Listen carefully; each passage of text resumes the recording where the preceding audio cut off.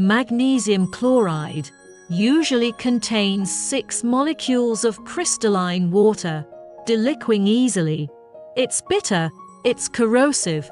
For the detection of the performance of magnesium chloride ball press, the intuitive feeling of the personnel cannot be used to detect the magnesium chloride ball press, with higher accuracy requirements, and the inspectors are required to have rich experience. A large number of inspection work is carried out with instruments and tools.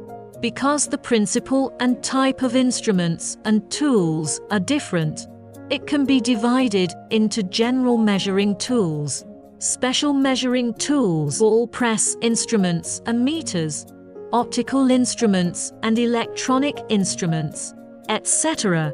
This is the use of electrical, magnetic, light, sound, heat, and other physical quantities through the workpiece, caused by changes to detect the technical status of the ball press, is a method.